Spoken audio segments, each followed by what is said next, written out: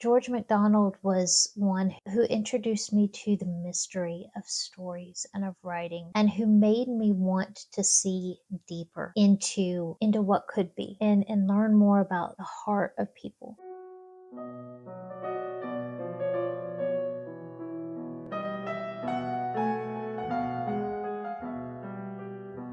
Welcome to Weatherford Daze. This is Jason and Rachel, and we're glad to see you again. We're here on the big, comfy couch, patent pending, trademark. It's not. Yeah, we're not going to trademark it. It's decent sized. It's kind of comfy. Yeah, it's kind of good. Yeah, but the big comfy couch is trademarked, and it was much bigger and much comfier than this couch. Yeah, and I'm not It's Lunette. okay. So, hi, how was your day? Interesting? My day was interesting. Samesies. Now, Here's hoping that all your days are samesies.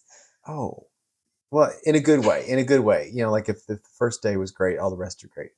What's going on? We're here to talk about George MacDonald. Um, I George MacDonald was the inspiration for my absolute favorite author, Tolkien. He inspired C.S. Lewis, so many other writers, and he really was something I feel unique. Yet, what I know him most for, which he wrote to adults too, but what I know him most for was his children's books, his children's stories. Specifically, the ones that I fell in love with were The Princess and the Goblin and The Princess and Curdie. The Light Princess also is up there in my favorites from him. Those were ones that I discovered even before I discovered Tolkien. Was probably 6, 7, somewhere when I discovered those books from him. They left a mark. One of the things that there's several good themes in his books. But some of the ones that really impacted me the most was what we're going to kind of dive into, a deep dive a little bit here today, is seeing beneath the surface to the heart of people. was thinking of intuiting the true self. Intuiting the true self. I like that. George MacDonald was really the one who made me fall in love with fairy tales. He was the one that I was telling you earlier that inspired me to become a Mary as opposed to a Martha. You know, if you've got the story of the two sisters that Jesus came to visit them and loved going to their house, and their brother Lazarus was the one that he raised from the dead. I have always loved the way the two sisters were contrasted. You have Martha, who was the one who was in charge, who was the one who made sure that she was the perfect hostess, right? She's probably the one that everybody looked to say, oh, look, that, what a wonderful hostess. She's there, she's busy, she's getting everything ready, she's running around making sure that everything is perfect. But Martha sat at Jesus' feet and listened to him. But Mary. Mary Sorry. sat at Jesus' feet and listened to him. When Martha complained to Jesus and said, "Tell Mary to come help me, she's not helping," Jesus told her, "Well, Mary has chosen what's better. She's listening to me." I always felt like just knowing what you have in front of you, to be willing to sit down and listen, to not be constantly consumed with doing, even though that is a good thing. It's good to be a Martha, but knowing when it's time to sit at Jesus' feet and soak up that knowledge. Somehow, George MacDonald was one who introduced me to the mystery of stories and of writing, and who made me want to see deeper into what could be, and learn more about the heart of people. A lot of that was because of the mystery that he wove through his writings and the way that he presented faith, the way that he presented being able to see into the depths of a person and to see with a childlike perspective. There's very much this emphasis on the Princess Irene in The Princess and the Goblin and The Princess and Curdie. She was the only one that could see her grandmother. Nobody believed her when she came down and told them about her grandmother. When she went to try and take them to go see her, she couldn't find her again either at first. And so her faith was tested. Then, when she found her again, and she's crying to her grandmother, saying, "Nobody would believe me. And, why did you do that to me?" There's just this whole journey that she went on of faith and of trust. That's, the first book. And then the second book, you see Curdie, who is given through having his hands put into the fire of the grandmother. He's given the ability to actually be able to touch and to see the heart or to feel the heart of a person. Some people he touches their hands and they have human hands. And some people he touches their hands and he's feeling the hand of an animal. There's one person that's described as an ox, and there's another person that's described as a snake. There's another, there's all of these descriptors. But he also runs across these wild beasts that they're creatures. They're like different types of creatures that are put together. Yet when he touches them, he sees human. He sees the hand of a child in this huge monster. He's seeing to their hearts. It's fascinating. First, I think that you wanted to give a little bit of background on George MacDonald, who he was, and Well, like you said, he inspired C.S. Lewis and Tolkien. He was a Scottish minister.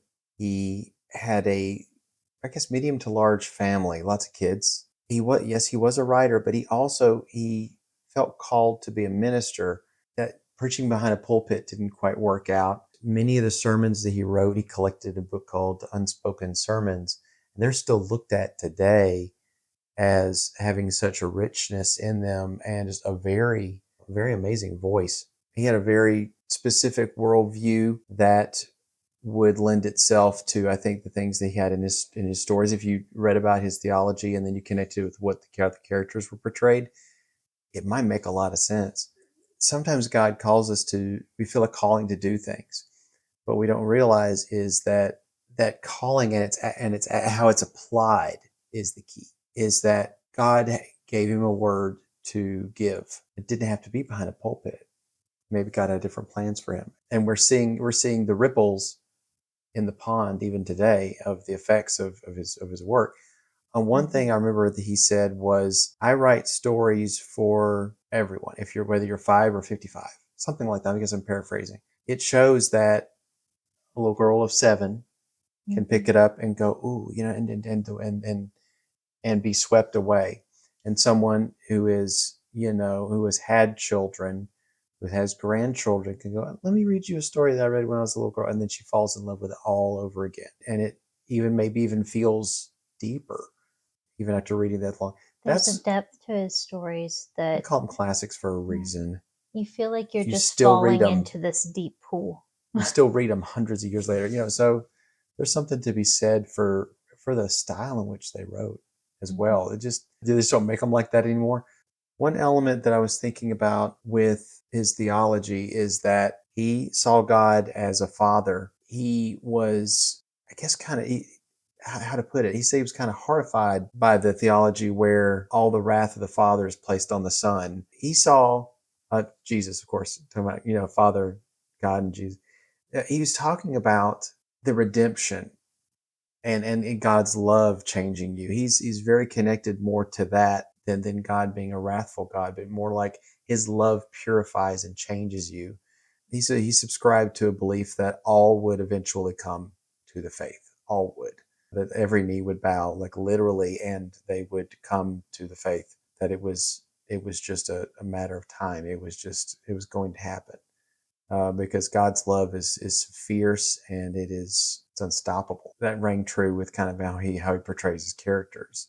So let's go into the Princess and Curdie a little bit, Yeah. which I have this wonderful copy of. I thought this is the one that Well worn copies. I like those. yeah, this is the one that came from my parents.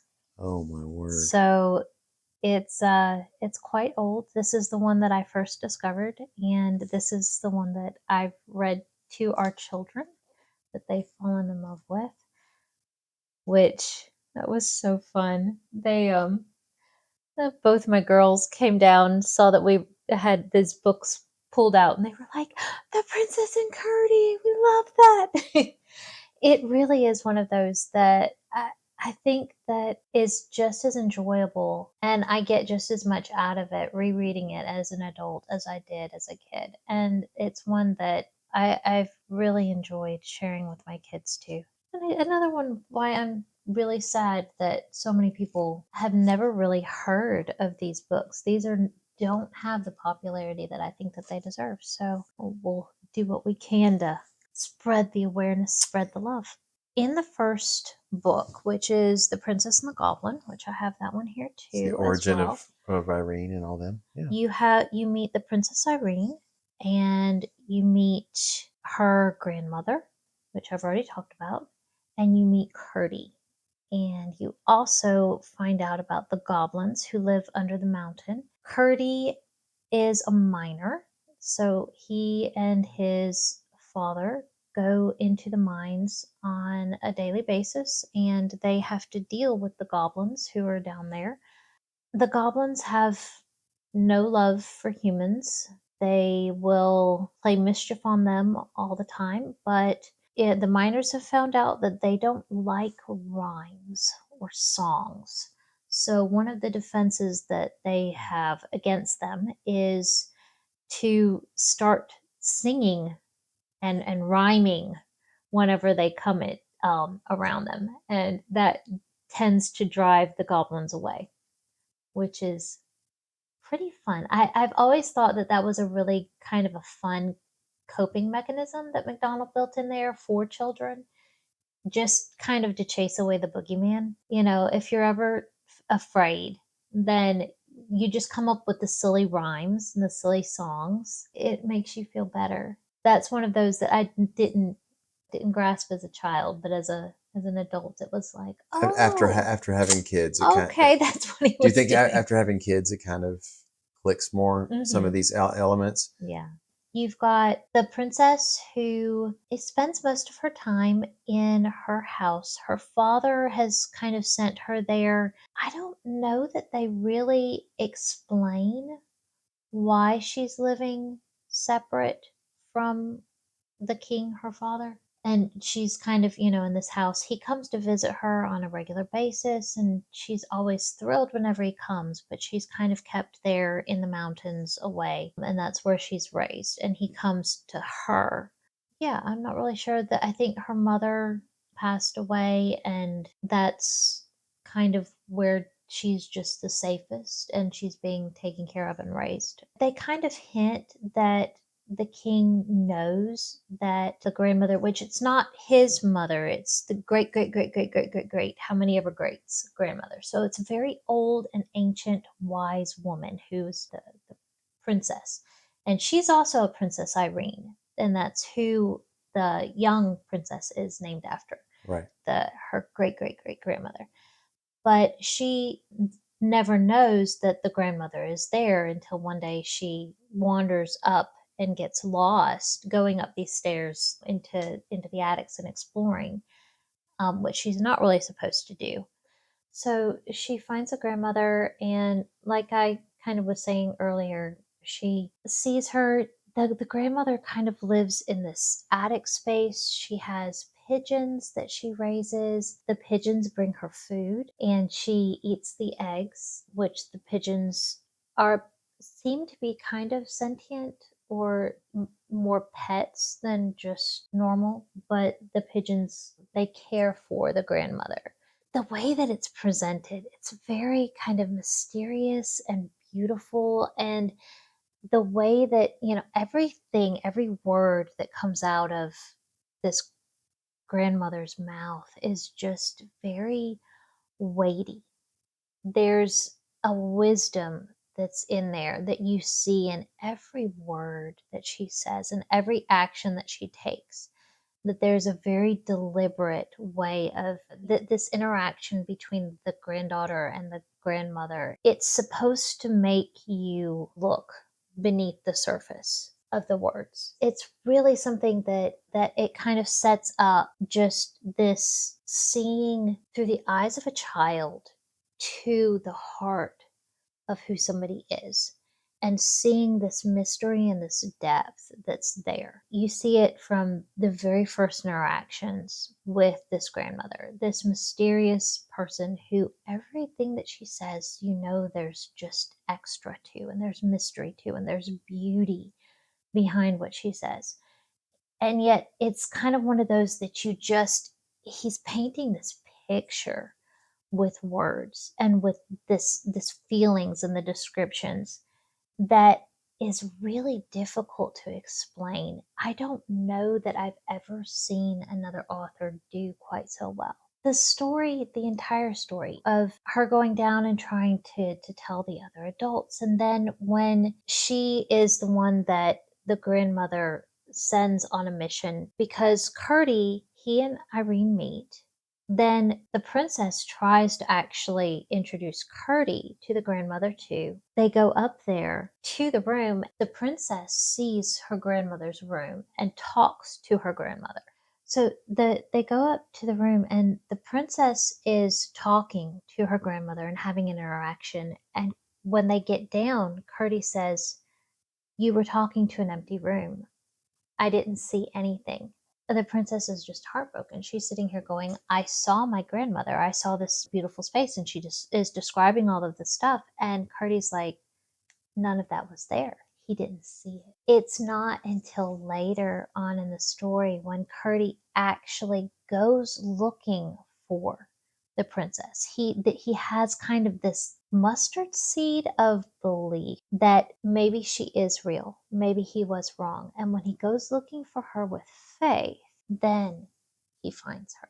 It's kind of, all of these themes that are built into it. They're universal truths that translate even if you don't believe in God, and Right. yet they so easily reveal God and the mysteries of how he works. A little bit later on, Cardi gets captured by the goblins. The great grandmother sends Irene with an invisible ball of string that she can feel if she places a finger on it. She can just follow along, but it leads her to Curdy. It's just this journey of faith that, it's representing that she's able to just trust that this ball of yarn, this invisible string, is going to take her where she needs to go. And she's going into the depths of the mountain, and it leads her straight to Curdy, and then it leads them both out.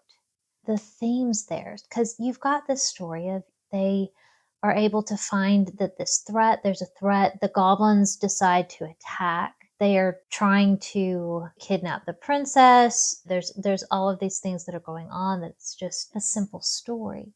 But the way that the themes of faith, of just this childlike seeing of being tested and tried, of having to look beyond the surface layer and believe that there's something more to these people, being able to see the heart of people where they are in their journey, and knowing that some people you can expect more of than you can other people. And it's not necessarily because they're bad people, it's just where they are in their journey. And there's that level of Irene learning who she can trust with the more in-depth look into herself and who she can't. So all of those things are in the first story. Then the second one is Irene and her father, Princess Irene, her father, actually go to a city And Curdie is given a task by the great grandmother to go and help. And he sets out after having his hands cleansed in the fire so Right. that he has the sensitivity to be able to see. He's given all the tools for his task. He's not told what his task is, he's just told that he's going to be needed. He's tried and tested, given the tools that he needs. He's given a companion for his journey, which is Lena, the beast that you see on the cover here. Ferocious beast with the heart of a child, which that's kind of one of the things that the first thing that he does after his hands are purified is he holds Lena's paw, and she has the hands of a child. He sets out on this task. This one, The Princess and the Goblin, is good. The Princess and Curdie is next level. The rare sequel that's better than the first. One thing that I noticed about a lot of the more classic authors is the way they weave their words is so poetic. Some more modern readers would look on that as very quaint. The thing is that that's such a minimizing term. For me, a lot of the older authors I've been dipping into a little bit, the vocabulary, it has such a musicality to it. It's lacking in a lot of the paperweight airport. Yeah, they took a while to read, but did they really sit a while in you? You just kind of went, which one was that? Oh, was that the one where this happened? I don't even remember. But you're still thinking about Princess and the Goblin and the Princess and Curdie today, and you are, however old you are, we're not going to say. I'm just saying it's those things you remember. 43 just had a birthday. Yay!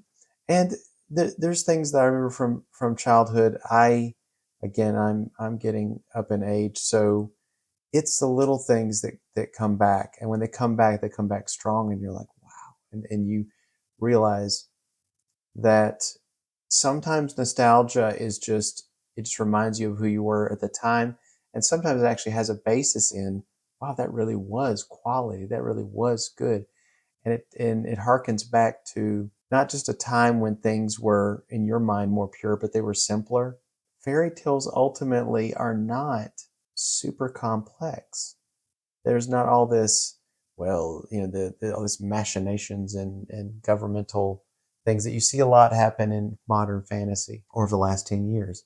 They're about people, and they're about situations, and they're about depth, and we've lost a lot of that. And so you do yourself a favor when you go back and you dip into that well, when you wade into that lake. Don't just go, well, I read C.S. Lewis and I really liked it, or I read Tolkien and I really liked it. Go back to ask, if you were to ask them now who they would say are the masters, what would they say? The masters of their craft that really spoke to them. And when you pick those up, like George MacDonald, you're seeing the poetry and artistry beneath their poetry and artistry. Mm-hmm. You're going back in descendants, and how the descent, of how, the grandfathers of these great writers, if you want to think of it that way, the spiritual grandfathers. And like I said, you can't go wrong. Find that inner child that you have inside of you and curl up with George MacDonald, and just, and if you want to read it in a Scottish accent, you have my permission. You read it at least in your head, read it that way, and just get swept away. Take a journey, because this world's got some problems, but in George MacDonald's world, it's going to be all right. You can hear, or you can read in the Bible, it say, man looks at the outward appearance, but God looks at the heart. Yeah, with the story of King David, young David. But Mm-hmm. when you see Curdie actually going through and walking into a castle that's full of people, that he sees that there's some plot or machinations going on against the king. He finds out that the king is sick, that he's dying, that Irene is just desperately trying to keep her father alive, but she doesn't know what's happening or why her father is sick.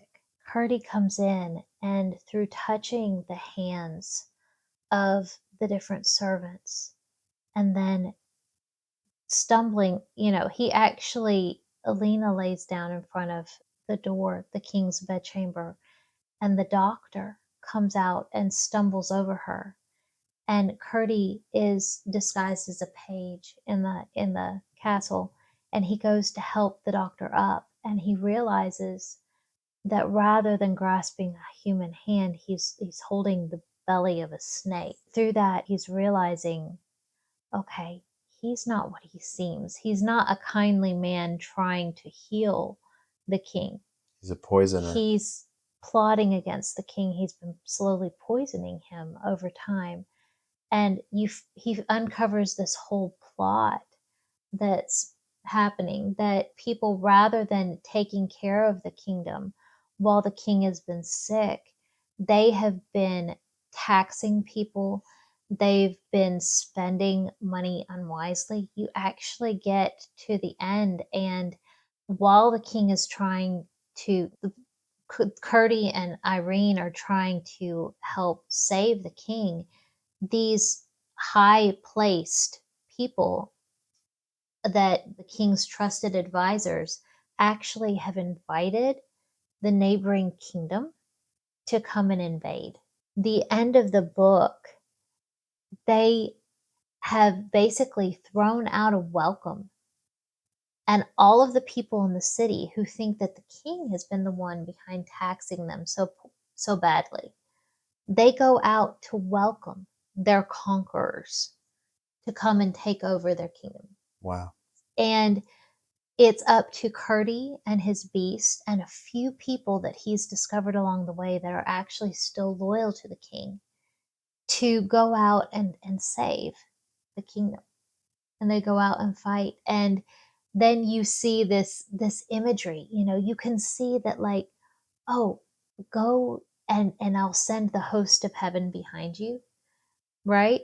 You've got this imagery of the princess, the old princess, sorry, the great grandmother, comes with her pigeons. And she's actually been there all along, disguised as a maid that's been helping. But she's revealed at the very end as actually the maid was the great grandmother, and she's been there all along helping. And she sends her pigeons out See, I had a theory to about help. the grandmother real quick, if you don't mind. Yeah. Not even knowing the story as well as you do, narratively picking things apart and going, oh, I think this is that. The grandmother sounds like a typology of God or of Christ, Yep. because you have to see with the right eyes. She said, I've been here in the presence of God, and Curdie couldn't see until the faith opened his eyes. Also here, he's been here all along in the humble, in the lowly, not big puffed up and with a crown and a big, no, in the lowest of the, that's where he's to be found. And that fits into MacDonald's theology, where he said that's where you find the holy is in the presence of the lowly, the obedient, the humble. That you find that there more, God is there more with them than he is with the kings. That's what I was just thinking. I wouldn't be surprised at all if that's kind of what he's hearkening back to. No wonder C.S. Lewis was like, "Yep, I'm inspired by this guy. I'm going to allegorically, make the best God Christ analog that you've ever seen in fiction." Makes sense to me. Right here. It's the very last page. You're talking about the typology. They sat down to supper. The housemaid poured out the wine, and as she poured for Curdie red wine that foamed in the cup, as if glad to see the light whence it had been banished so long, she looked him in the eyes. And Curdie started and sprang from his seat and dropped on his knees and burst into tears. And the maid said with a smile, such as none but one could smile, "Did I not tell you, Curdie, that it might be you would not know me when next you saw me?" Then she went from the room, and in a moment returned in royal purple, with a crown of diamonds and rubies, from under which her hair went flowing to the floor, all about her ruby-slippered feet. Her face was radiant with joy, the joy overshadowed by a faint mist as of unfulfilment. The king rose and kneeled on one knee before her. All kneeled in like homage. Then the king would have yielded her his royal chair, but she made them all sit down, and with her own hands placed at the table seats for Durba and the page. Then in ruby crown and royal purple she served them all. It's the servant king or the Mm-hmm. servant ruler. Also, she did something. She poured the new wine, Mm-hmm. or she poured. It was something special about. I poured the wine. I'm at a table, and I thought of. There's so much I thought of the symbolism. Last Supper. I thought of the new wine, and then I thought of the wedding at Cana, and then I thought of the on the road to Emmaus. You got the two guys on the road to Mm-hmm. Emmaus, and they didn't recognize Jesus, and all of a sudden Jesus is expounding from the scriptures, and they went, "This is that guy." Oh, It's like their eyes are opened. their eyes were open. Mm-hmm. And how many times does Jesus say, while I was with you, did you not know me? Have I not said to you? And it just sounds like it's the same. Even if I did not know George MacDonald personally, I would be like, I think I know why you did that, or it's I you can feel really it. do feel like he is the one author that I know that got the closest to emulating the mystery that is in the gospel. That the way that Jesus is described and the mystery surrounding him, the Holy Spirit, the Father, just the things of the Spirit and the way that they're The described in childlike scripture. faith, even, or Yeah. the sight of faith. And through his stories and the way that he describes those things, you're touching on these truths that are kind of they're revealed and yet partway still covered. Concealed, yeah. Yeah, it's like when you're hearing the words and you're kind of understanding them and yet you go, I don't fully understand them. I feel like there's more to be discovered here than I'm actually getting on first reading. And each time that you read it, you kind of understand a little bit more depth to it. That's what McDonald's writings do and in his stories. It's like there's so much depth there that it almost gets to a biblical level. I think as close as any human author has gotten Other, that other I've than other than C.S. Lewis, except for George MacDonald is more mysterious with it, George MacDonald's more and Lewis mysterious. was a little more. I'm going to be a little more obvious Right. with it, It's like Lewis but is there's nothing being against that. No. very it's allegory. Tolkien went, "No, this is not allegory. I'm just reading, I'm writing a story that has truth to it." Mythic But there truth, wasn't the universal mythic truth. Yeah. there wasn't the mystery and the depth that MacDonald had. And that really is something that I feel like sets him apart. I feel like Lewis is a little bit more mysterious in his space trilogy. Ah, yeah. I'm Um, looking into that. Yeah. yeah, those are ones. Are you currently reading them or? Yes. Yeah. Out of the Silent Planet. Hmm. And I think Paralandra gets a little bit more so into just the mysteries to be uncovered. Well, I mean, that's what the Greek word for revelation. That's where we get the word apocalypse. Apocalypsos is actually, which I hate the word apocalypse because it's so stupid. Because it means revealing. It means revelation because it's the revelation of John, Saint John the Divine.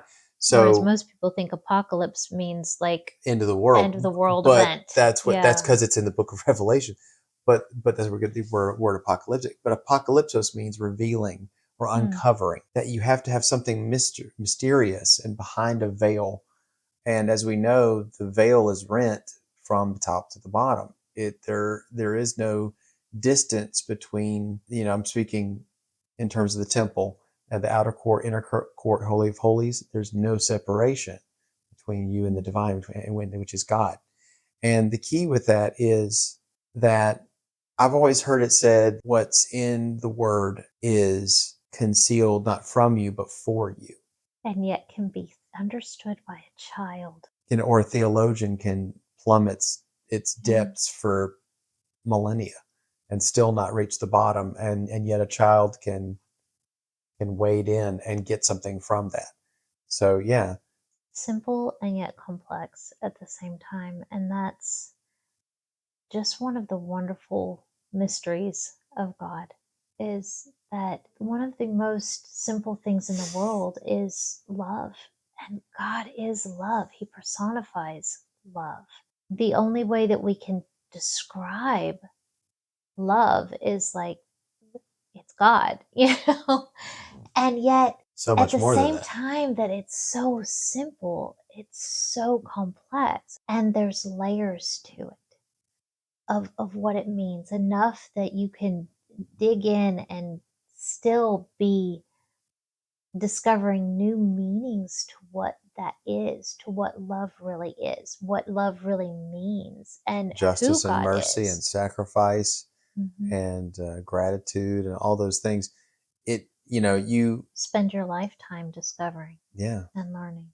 To me, I really do feel like the theme of understanding and seeing the unseen, and what's beneath the surface, and having that intuition that's kind of built on this childlike faith and understanding of the world, that there's this simple and yet complex dichotomy that it's happening, that somehow, even though saying all of those words together, they don't seem like they would make sense, yet they somehow do.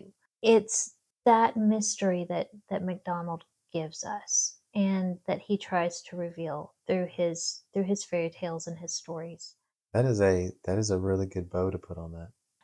I hope that you all have, if you've stuck with us this long, that you enjoyed our little deep dive into George MacDonald. If you have not read anything by him, go find you something there. They're good. They're worth reading. We will see you guys next week with another rambling topic. All Yes. right. Thank you all for joining us. See you next time. Thanks. Bye. Bye, everybody.